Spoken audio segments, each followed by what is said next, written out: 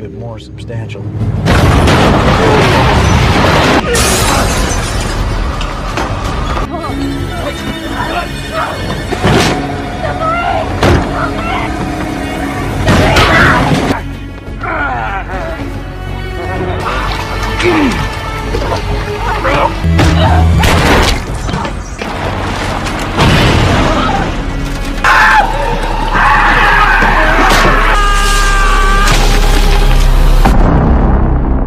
Halo teman-teman, terima kasih sudah klik video ini. Semoga kita semua selalu diberi kesehatan.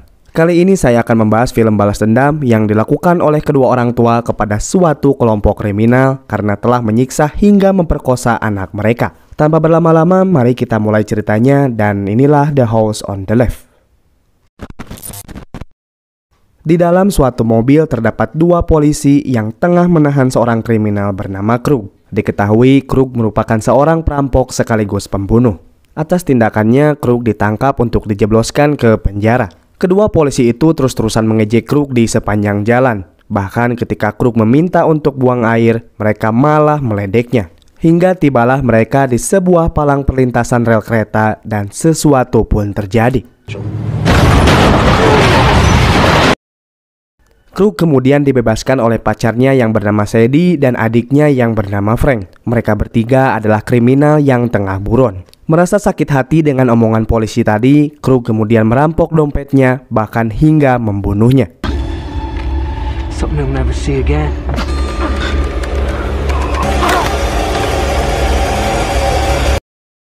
Scene berpindah memperlihatkan seorang gadis bernama Mary. Mary adalah siswa SMA sekaligus atlet renang yang sangat berbakat. Mary selalu berlatih dengan ditemani oleh ibunya yang bernama Emma. Kemudian di rumah sakit diperlihatkan seorang dokter bedah bernama John yang merupakan ayah Mary. Libur sekolah kemudian tiba. Mary dan keluarganya kemudian berlibur ke rumah mereka yang berada di tengah hutan. Di tempat tersebut terdapat dua rumah, satu rumah utama dan satu rumah khusus tamu. Selain itu, maksud mereka berlibur ke sini juga untuk mengingat kakak Mary yang kini sudah meninggal. Singkat cerita, Mary meminta untuk tinggal di rumah tamu sementara orang tuanya berada di rumah utama. Mary lalu melihat kalung, sebuah hadiah dan dukungan dari kakaknya agar kelak cita-cita Mary tercapai, yaitu memenangkan peraihan emas untuk negaranya di Olimpiade cabur renang. Seketika itu juga Mary pergi ke tepi danau untuk latihan berenang.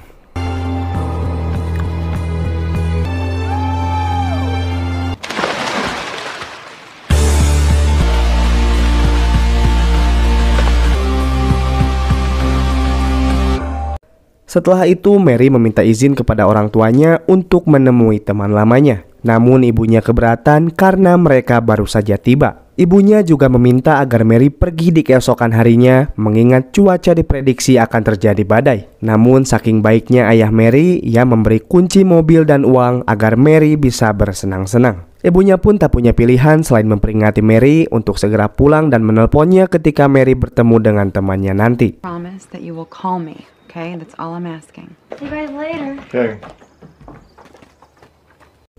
Singkat cerita, Mary bertemu dengan temannya bernama Paige yang bekerja sebagai kasir. Sambil menunggu jam pulang, mereka berdua malah ngomongin narkoba. Hal itu membuktikan bahwa Mary dan Paige dulunya merupakan pemakai narkoba. Obrolan mereka terdengar oleh seorang konsumen yang bernama Justin. Setelah itu, Justin menuju kasir untuk membeli rokok. Namun Paige menolak karena Justin gak bawa KTP sebagaimana peraturan toko yang mengharuskan konsumen menunjukkan identitasnya sebelum membeli rokok. Justin kemudian bilang bahwa tadi ia gak sengaja dengar mereka ngomongin narkoba. Secara kebetulan Justin punya beberapa ganja di motelnya. Dan sebagai gantinya, Justin mau Paige memberinya rokok. Mereka kemudian setuju dan pergi ke motel Justin untuk mengambil barang tersebut. Sementara Mary memilih untuk menunggu di mobilnya. Mary sempat lupa kalau ia harus menelpon ibunya. Namun sayang, tempat tersebut tidak terdapat sinyal sama sekali. Selang beberapa lama Paige tak kunjung keluar, Mary lalu menyusulnya. Setelah Mary masuk, ia kesal karena Paige malah asik ngisep ganja di situ. Mary bilang bahwa mereka gak seharusnya berada di tempat orang, apalagi main-main dengan barang tersebut. Paige lalu minta maaf dan meminta Mary untuk mencobanya. Tapi Mary menolak mengingat kini ia sedang fokus menjadi atlet. Namun Paige terus menggodanya dan bilang bahwa satu hisapan gak bakal menyakiti Mary. Pada akhirnya Mary pun kembali terjerumus dengan barang haram tersebut.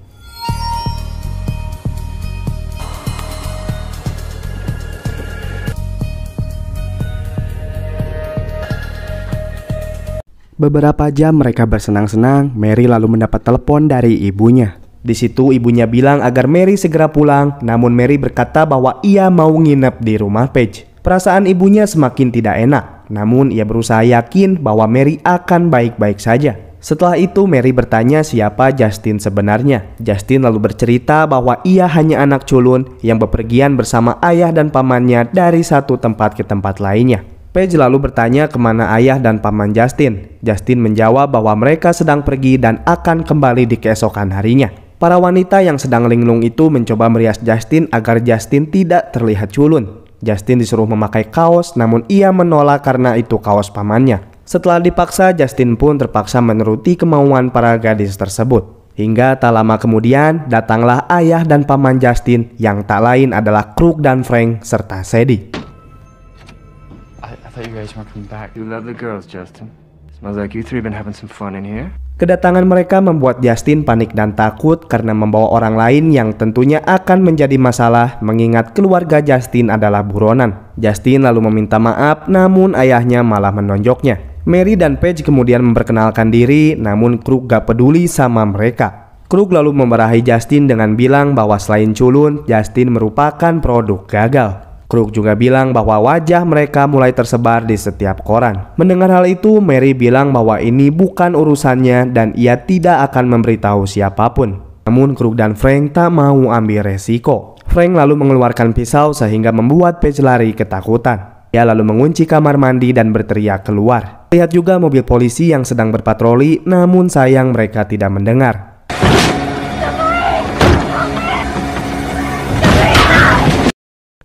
Dirasa sudah aman, mereka mengambil ponsel Mary serta merusaknya. Krug kemudian meminta Justin untuk bersiap karena mereka akan pergi dan Justin harus bertanggung jawab. Mereka kemudian pergi dengan mobil Mary sembari menawan Mary dan Paige. Entah apa yang akan mereka lakukan, yang jelas mereka berniat pergi ke tengah hutan. Di sepanjang jalan itu, Mary dan Paige menerima pelecehan dari mereka. Sementara Justin hanya terdiam menyesal dan merasa bersalah. Krug lalu melihat sebuah jalan yang masuk ke hutan. Mary kemudian teringat bahwa jalan tersebut menuju ke rumahnya. Mereka kemudian dihadapkan dengan jalan bercabang. Mary mencoba meyakinkan Krug agar mereka belok ke kiri. Krug pun lalu percaya pada omongan Mary. Namun sebelum mereka sampai di dekat rumah, emosi Mary malah terlebih dulu memuncak karena Sadie terus merecehkan tubuhnya. Mary kemudian memberontak hingga membuat mobil mereka terjun ke jurang.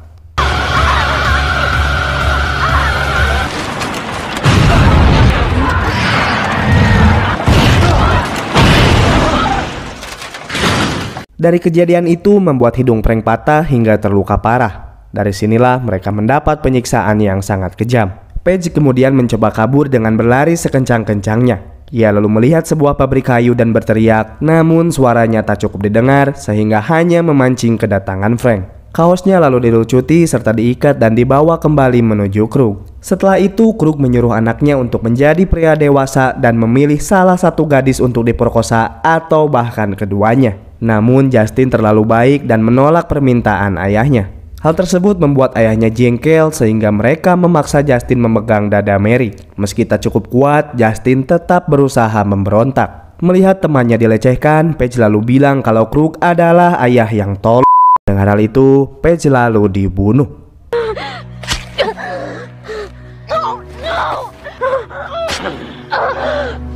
Mary lalu memangku temannya yang tak berdaya, sementara Krug sangat kesal di mana ia membesarkan anak yang menurutnya sangat amat culun. Padahal maksud mereka membawa Mary dan Paige ke tengah hutan agar Justin mau bertanggung jawab hanya dengan memerkosa mereka. Namun Justin yang terlalu baik tetap kekeh gak mau nyakitin wanita, sehingga Krug sendirilah yang harus turun tangan. Mary lalu dijambak, ditendang, bahkan diperkosa oleh Krug dengan bantuan pacarnya sendiri. Mary tak bisa berbuat banyak selain menangis dan menjerit kesakitan. Begitu pula Justin yang hanya bisa melihat dengan mata penyesalan. Perlakuan bejat tersebut terjadi di waktu yang cukup lama. Mereka bahkan menikmati momen tersebut, perlakuan biadab yang dilakukan orang dewasa kepada gadis 17 tahun.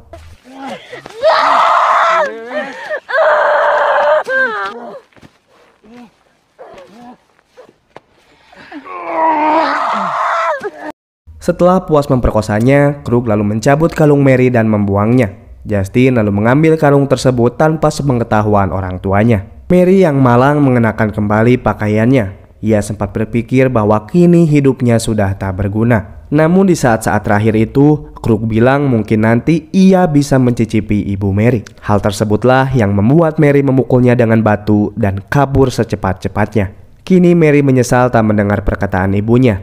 Larangan orang tua yang memiliki perasaan kuat terhadap anaknya sendiri. Andai Mary bisa meminta maaf, maka itulah hal pertama yang akan diusahakan ia saat ini. Dengan rasa sakit di daerah kewanitaannya, namun mengingat Mary adalah seorang atlet, ia terus berenang menjauh secepat-cepatnya. Beberapa tembakan dari Krug bahkan meleset saking lihainya Mary berenang. Namun tembakan terakhir sialnya mengenai punggung Mary dan menghentikan pergerakannya sehingga Mary terdiam mengambang. Tak lama setelah itu badai kemudian turun. Mereka kemudian bergegas pergi mencari tempat berteduh.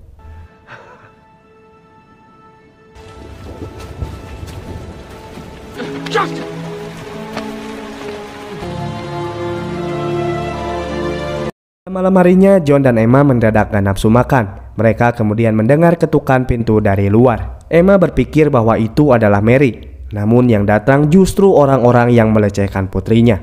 Tak tahu apa-apa dan saking baiknya orang tua Mary, mereka menyambut tamu tersebut dengan hangat. Mereka memberikan handuk, menyediakan minuman hangat, bahkan John membantu menangani hidung Frank yang patah. Kedua belah pihak belum mengetahui apa sebenarnya yang terjadi di antara mereka. Untuk mengurangi resiko, Krug berniat membunuh Emma dan John setelah mereka selesai mengobati luka Frank. Namun Frank meminta Krug untuk menundanya karena Frank merasa hidungnya kini lebih baik, terlebih badai yang tak kunjung surut. Emma kemudian menawarkan coklat hangat kepada Justin. Namun Justin tidak menjawabnya karena ia masih syok dengan kejadian yang terjadi. Untuk menutupi kecurigaan, Krug lalu meminta Emma agar membuatkannya saja karena menurutnya Justin merupakan anak pemalu. Here you go, sweetheart. Setelah itu Emma kemudian bertanya siapa dan kemana mereka akan pergi. Krug lalu membual bahwa mereka tengah mengadakan liburan namun mengalami insiden di jalan hingga mobil mereka terguling. Ia lanjut berdusta dengan bilang mereka celaka tepat di jalan masuk ke rumah ini. Singkat cerita, untuk menghangatkan suasana, mereka semua kemudian saling bertukar cerita. Di saat itu juga Justin izin menyimpan gelas ke dapur. Emma lalu mengantarnya, namun saat Justin berada di dapur, ia tak sengaja melihat foto Mary yang terpampang pada sebuah kulkas. Hal tersebut membuat dirinya panik hingga Justin mual-mual. Emma kemudian membantunya dan bingung kenapa Justin tiba-tiba sakit setelah melihat ke arah kulkas. Justin lalu mengucilkan dirinya di dalam toilet. Tak lama kemudian, Krug datang dan berbisik kepada Justin agar tetap menutup mulutnya. Beruntungnya, Krug tak melihat foto yang berada pada kulkas. Dirasa sudah baikan, Justin kemudian keluar. Merasa bersalah dengan apa yang terjadi pada anak mereka, sementara ia tak punya kekuatan untuk membantu. Maka dari itu Justin hanya bisa menyimpan kalung Mary pada gelas yang tadi ia gunakan. Dengan harapan agar orang tua Mary sadar bahwa tamu yang mendatangi mereka adalah sekelompok orang yang menyiksa anaknya. Waktu pun semakin larut dan badai tak kunjung reda. Krug yang merasa gak enak meminta orang tua Mary mengantar mereka ke motel. Namun John bilang bahwa mobilnya tengah dibawa oleh putrinya. Sampai saat ini pun tak terdapat kecurigaan di antara mereka selain Justin dan Emma. Lalu John menyuruh mereka untuk menginap saja di rumah tamu, sementara ia dan Emma akan tidur di rumah utama. Sebagai bantuan terakhir, Emma kemudian mengantar mereka ke rumah tamu serta menyalakan lilin di setiap ruangan yang mereka tempati. Mereka bertiga sempat berniat membunuh Emma di saat itu juga. Namun mereka mengurungkan niatnya karena Emma bilang jika mereka butuh bantuan lagi, mereka tinggal datangi saja ke rumah utama yang berada di seberang. Krug kemudian berterima kasih telah menjamu mereka dengan baik. Emma kemudian pergi ke rumah utama sambil mereka intip dari jendela. Merasa sudah aman, mereka pun kemudian istirahat. Sementara Justin tak bisa tidur memikirkan bagaimana perasaan orang tua Mary jika mereka tahu keadaan putrinya. Sementara itu di rumah utama, Emma bercerita bahwa para tamu itu berperilaku sangat aneh. Tak hanya Emma, John pun nampaknya sempat berpikiran seperti itu. Lama kemudian, John mendengar suara seperti ketukan yang berulang. Mereka yang penasaran kemudian keluar. Setelah melihatnya, mereka terkejut karena sumber suara tersebut berasal dari Mary.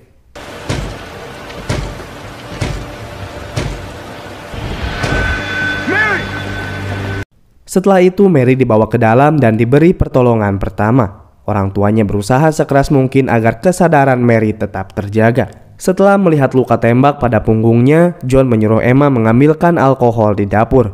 John yang seorang dokter pun tak kuasa ketika melihat luka parah pada anaknya sendiri. Terlebih, luka yang diterima Mary terdapat pada seluruh bagian tubuhnya. Sebagai seorang ayah, John memeriksa semua bagian tubuh Mary. Hingga ia pun terpukul ketika melihat daerah kewinitaannya terdapat luka yang amat parah. Seketika itu juga John murka dan mengutuk orang yang melakukan hal bejat tersebut kepada putri satu-satunya. Sementara itu, Emma yang berada di dapur tak sengaja melihat kalung Mary yang berada pada gelas bekas Justin. Emma segera memberikan alkohol pada John. John pun bercerita bahwa selain Mary mendapat siksaan, ia juga diperkosa secara paksa. Mendengar hal itu, sebagai seorang ibu, Emma sangat amat terpukul. Emma kemudian bilang bahwa ia menemukan kalung Mary pada gelas bekas Justin. Tanpa perlu penjelasan dari Mary, kini mereka sudah sadar bahwa pelakunya tak lain adalah tamu mereka sendiri. Maka dari itu, mereka berniat untuk membalas dendam putrinya.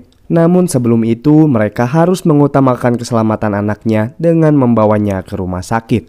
Karena mobilnya tidak ada, John berniat membawa Mary menggunakan perahu bot lewat danau. John pun lekas pergi ke danau untuk mempersiapkan bot, namun sayang kunci botnya tertinggal di rumah tamu. Untuk mengambilnya tentu sangat beresiko, maka dari itu John membawa sebagian perkakas untuk berjaga-jaga. Sementara itu di balik rumah tamu, Frank memperhatikan Emma yang berlaga mencurigakan. Emma yang tengah menunggu John dikejutkan dengan kedatangan Frank di rumah tersebut. Emma ketakutan jika Frank melihat Mary yang berada di tengah rumah. Untuk itu, Emma mencoba merayunya agar mata Frank tetap berfokus padanya.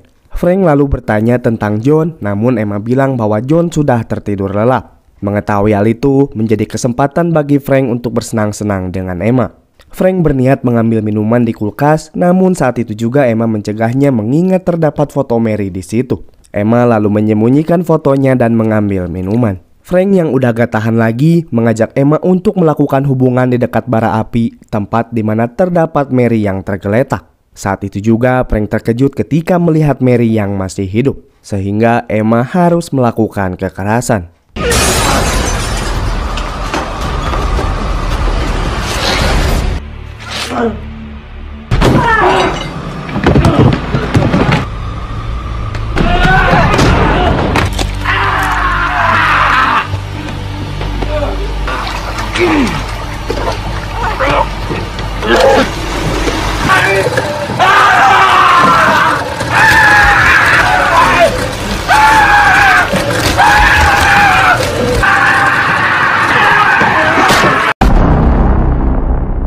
John dan Emma berhasil membunuh satu di antara orang yang menyakiti putrinya. Sementara di rumah tamu terlihat Justin yang masih tetap terjaga. Tak lama kemudian ayah Justin pergi ke toilet. Justin lalu mengambil pistol tersebut sambil mengendap-endap. Sementara itu John dan Emma terlihat menuju ke rumah tamu untuk membalaskan dendam serta mencari kunci bot yang tertinggal. Mereka berjalan dengan pelan dan hati-hati. Ketika sampai di kamar Krug, mereka melihat Justin yang duduk di pojok sembari menodongkan pistol ke arah mereka. Namun tak lama kemudian Justin justru memberikan pistolnya kepada John.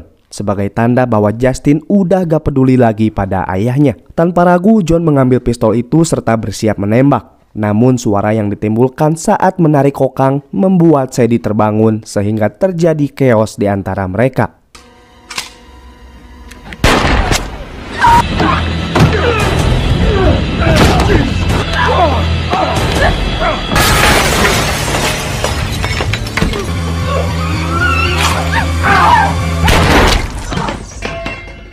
Setelah Sadie tewas ditembak oleh Emma, Krug justru kabur ke rumah utama. Krug merasa ada yang ganjal di tengah rumah. Ia kemudian mendekat, namun hanya ada noda darah pada baju yang dikenakan Mary di meja. Kita tahu bahwa tadi Mary berada di situ. Lalu di mana Mary berada sekarang? Ternyata sebelum orang tua Mary balas dendam menuju tempat Krug, mereka memindahkan Mary terlebih dulu ke rumah bot di dekat danau, di mana sekarang Mary sendirian menunggu di sana. Krug kini mengerti kenapa orang tua Mary tiba-tiba menjadi buas. Tak hanya itu, Krug bahkan melihat adik kandungnya tewas secara mengenaskan.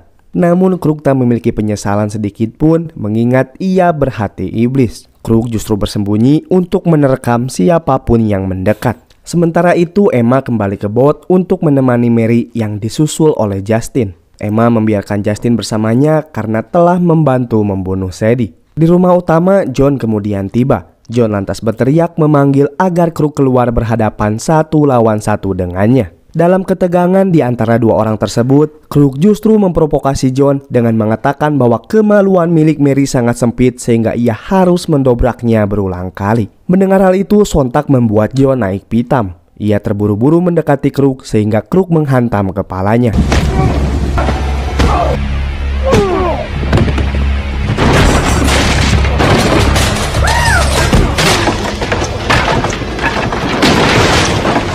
Mengetahui John dalam kondisi kalah, Krug terus saja menyulut emosinya dengan bilang jika John mati, ia akan memperkosa Mary hingga tewas lalu menguburnya sembari memperkosa istri John. Perkataan bejat yang dilontarkan Krug membuat John benar-benar dibuat frustasi. Namun sayangnya John tak memiliki tenaga lagi karena ia ceroboh termakan hasutan dari Krug. Hingga tibalah saat Krug hendak mengakhiri nyawa John, dari belakang terlihat Justin menodongkan pistol ke ayahnya. Krug hanya tersenyum dan bilang bahwa anak gagal seperti Justin takkan berani menembaknya. Mendengar hal itu, Justin pun sakit hati sehingga ia menarik pelatuknya, namun ternyata pelurunya kosong. Meski pelurunya kosong, namun cukup membuat Krug terkejut, tak menyangka bahwa anaknya sendiri ternyata berniat membunuhnya.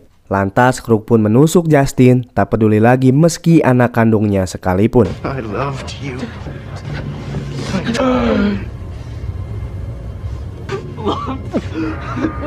Kini Krug merasa tak ada lagi yang mengusiknya. Namun setelah itu,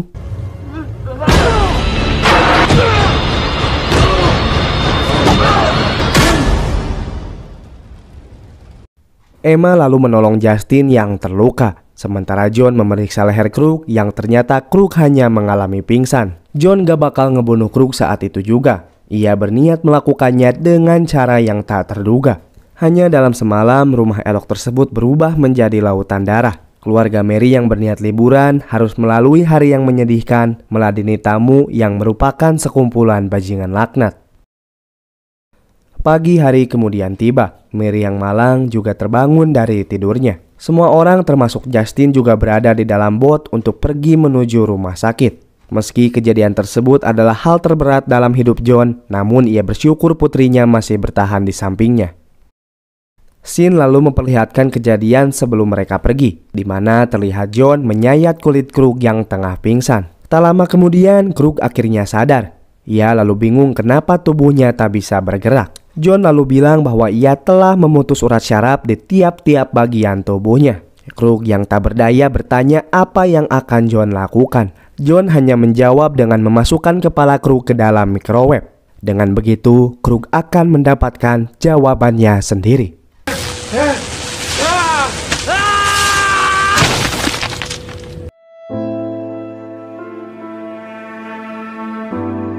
Pesan singkat yang bisa kita ambil dari film ini, kemanapun kita akan pergi, dengan siapapun kita berangkat, atau bahkan seseru apapun acara yang akan kita hadiri, jika ibu menolak bahkan tidak memberi izin, tolong pertimbangkan baik-baik. Anda mungkin memiliki alasan benar, namun larangan ibu juga belum tentu salah.